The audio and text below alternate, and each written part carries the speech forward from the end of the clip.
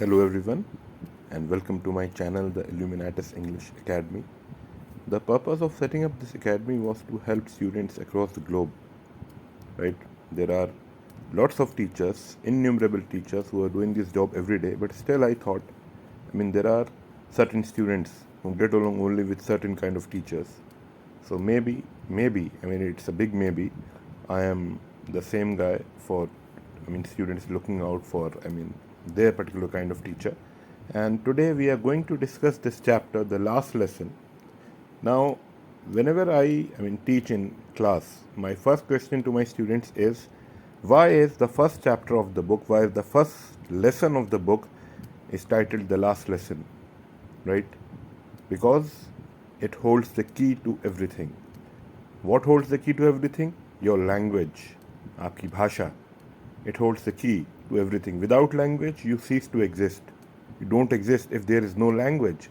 You cannot speak, you cannot call out names, there is nothing left. No relationships, no social relationships, no personal relationships, right? No profession, nothing exists.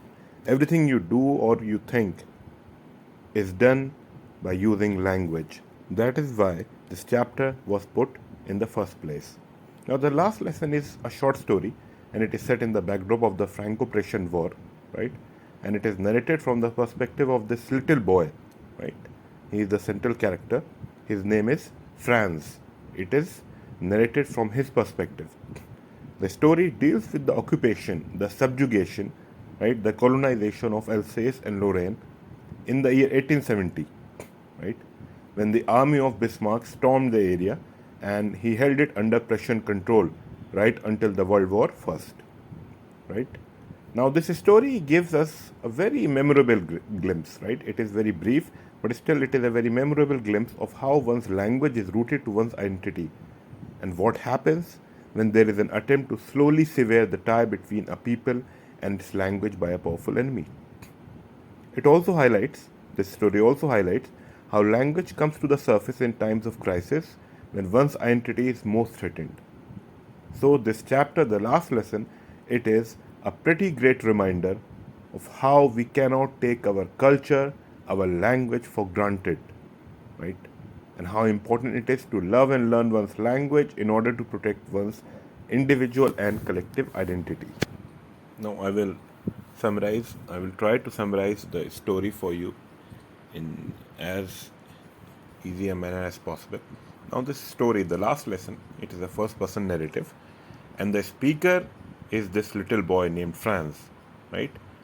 The boy is a resident of Alsace-Lorraine area, these districts of France, and they have been subjugated. These districts have been subjugated, occupied by the Prussians. Now, one fine morning, when the story opens, we find this little boy, Franz, hurrying off to school, right? He is very scared. He is scared because the teacher, only a day earlier, had given the entire class a homework. The homework was to learn the rules for participles. Franz has little or no interest in studies or academics, right? And because he has not prepared anything, he is quite reluctant to attend school that day. Yet, the teacher, M. Hamill, he commands such huge respect as well as dread, fear, that he had to go. So he gathers enough courage, right? Gathering all his efforts, Franz resists the temptation to bunk the class that day, and reluctantly, unwillingly, he goes to school. On his way to his school, en route his school, he sees a very huge crowd gathered around the bulletin board. Now, the bulletin board is the medium through which all the bad news had reached Alsace, right, in the past, whether it were the lost battles, the droughts, or the orders of the commanding officers. Now, what is a bulletin board? You must have seen in, let's say, on television, right? Earlier in the day, when we only had Doordarshan as the sole channel, we used to see these bulletins. They are the highlights. So, whatever important news came, it was posted on the bulletin board.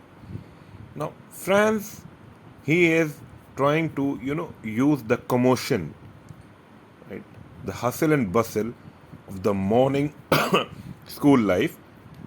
He is trying to use the commotion as a cover to quietly, stealthily, without getting noticed, slip into the class without the teacher M. Hamel noticing him. But to his dismay, unfortunately, that day he finds everything eerily quiet. He finds that the garden outside the school is as silent as on a Sunday morning. Franz peers through the window and sees his classmates in their respective seats. He is extremely frightened. He is ashamed. He is embarrassed. But he opens the door and enters the class, ready to face whatever may come his way. But to his surprise, M. Hamel is rather kind towards him, and he does not reproach him for being late. And what had he expected? Franz was expecting a good scolding, but that did not happen. He goes to his desk and notices that the teacher has put on his green coat, a frilled shirt, and his black silk cap. His attire that day was totally different from regular days. Now, the attire he was donning today, he usually kept it for special occasions like award ceremonies or inspection days. And when he looks back, he sees the residents of the village folk. They were all huddled up, sitting together in the classroom.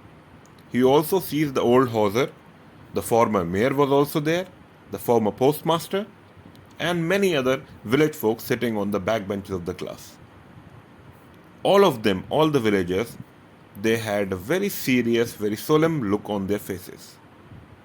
And now, Franz is left wondering, he is guessing the reason behind such an unusual day. And when he was thinking, suddenly M. Hamel drops the bomb. He says, "My children, this is the last lesson I shall give you. The order has come from Berlin to teach only German in the schools of Alsace and Lorraine. The new master comes tomorrow.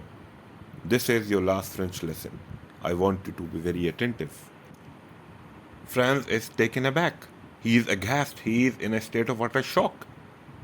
And finally it dawns upon him the meaning why people were gathered outside the bulletin board. They were gathered because it was an order from Berlin, right? They were reading this order from Berlin. That is why all of them were gathered outside the bulletin board. Now Franz is regretting at not having taken his French lesson seriously.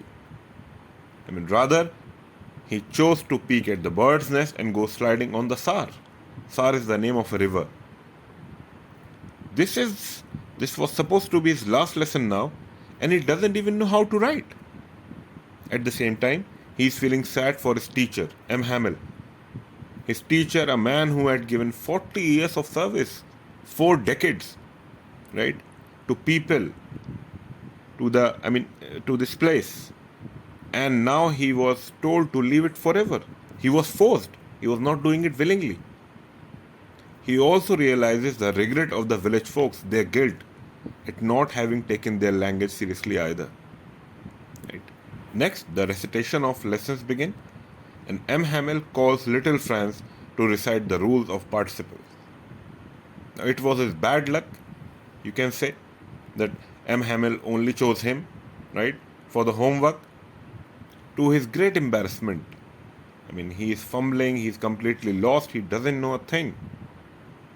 Now the teacher, instead of scolding Franz, M. Hamel, he does not scold Franz, but he reveals the sad truth. He says, "Every day we have said to ourselves, bah, I have plenty of time, I'll learn it tomorrow. And now you see where we have come out. That's the great trouble with Alsace. She puts off learning till tomorrow." Now, M. Hamel is using she for Alsace here. Even though Alsace is not a living entity, right? Which literary device is used here? I leave this to you. I'm going to ask you in the next video, or I'll explain in the next video. But for now, I'll keep it a secret. I'm giving you time to, use your creativity, right? Your knowledge to find the answer to this. It is a literary device. M. Hamel tells everyone that the blame for this situation does not rest with the students only. It is a shared blame, right? In part, it is Franz's parents and himself who are to blame. Why? Because the parents of not only Franz but of all the other children, of all the other students, they were more interested in sending their children to work in the fields rather than going to school. Then the teacher M. Hamel, he goes on to describe the beauty of the French language. He states that it is the most beautiful, most clear, most logical language in the entire world, and that the French people must always be able to guard the language, right, with their lives and never forget it. And then what follows next is one of the most memorable lines of the story. M. Hamel says, when a people are enslaved, as long as they hold fast to their language, it is as if they had the key to their prison. Now, why do you think M. Hamel is saying it is as if they had the key to their prison? He is saying that language holds the key to all your prisons, to all the prisons of the world. Because without language, you cannot think of doing anything. How do you think revolutions are achieved? How do you think revolutions are consummated? Right? Let's take a very small example. You must have seen an election, right? How people campaign. If you are running a solid campaign, a good campaign, it is very likely that you are going to clinch, you are going to win a particular election, right? What do you do in campaigning? You talk to people, you give lectures, you go on the stage, you hold the mic. What are you doing? You are using language. You are trying to sway the minds, the thinking of the people. That is why M. Hamel is saying that language is the key to their prison. M. Hamel then begins the grammar lesson, and Franz understands each and everything. And he realizes, it is a bitter realization for him, that he could understand each and everything today, then why not on any other day?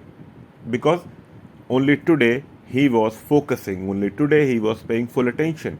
Even the teacher was teaching in the best possible manner today. Right? That is why Hamel was saying both are to blame. Even M. Hamel used to send children out to water his plants. He used to give his students a day off when he wanted to go out for fishing. So he is also to blame, along with the students and the parents.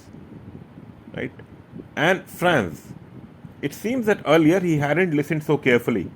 And M. Hamel, like I said, he hadn't taught as patiently as he did in his last lesson. So once the grammar lesson is over, it is followed by the writing lesson. And everybody, all the students, they get down, to write, and the class is filled with a pin drop silence. It is a very eerie silence. Now, once some beetles, right? You must have seen those ladybugs in your garden. They fly in, but nobody pays attention. Nobody pays attention to the beetles, not even the little kids. And then Franz hears the cooing of the pigeons on the roof. And he wonders whether the Germans will make the birds sing in German as well. Now, this is a very big question, the penultimate question. These borders, these differences are created by humans, right? Every year, you must have watched, right, on television, you must have read in newspaper or magazines. Every year, so many migratory birds, they move in and they move out every year, right, with the changing of seasons. So do you think these birds, or other animals, all this fauna, they require visas and passports to change borders? No, they don't. Right? These differences, these borders, they are created only by humans. So it is a question for humanity, for humans. Now, finally, after finishing his lesson, writing lesson, when Franz looks up, he sees M. Hamel scanning the entire class. Right? He's observing each and everything as if trying to get an imprint of each and everything in his mind, right? In his memory. Why? Because this classroom and the room of the classroom where he lived, this was everything for him. This was his life. M. Hamill knows nothing except this place, except the classes he has taken here, except the children who are present here. Now the writing lesson is followed by the babies, the little ones who are chanting their ba baby bo boo, right? And the old Hauser, he joins this recitation with tears in his eyes. Right? And finally, the clock. The chapter is, nearing its end. The clock strikes 12. The clock, it strikes 12. And there is a sound, right? A hymn of the Angelus. At the same time, the Prussians sound the trumpet and M. Hamill is frozen. He tries to say something before leaving, but he is overpowered by emotions, very strong emotions. He begins by saying, "My friends," but he just cannot go on. He chokes. Instead, he decides to write that same thing on the board. He stops and starts scribbling on the blackboard with large letters. What did he write? He writes, "Vive la France," which means "Long live France." So, with this, your summary comes to an end. Hopefully, you, like this lecture, you like this video, and as with the passage of time, I'll be uploading more videos, and I will try to, do this in a live mode, and I will also have these, question answer sessions or query sessions with you, right, via the live mode, at a later stage. And you can also send me suggestions if you, think, I'm lagging somewhere. You can send me suggestions via email or via comments. Okay, thank you and have a good day.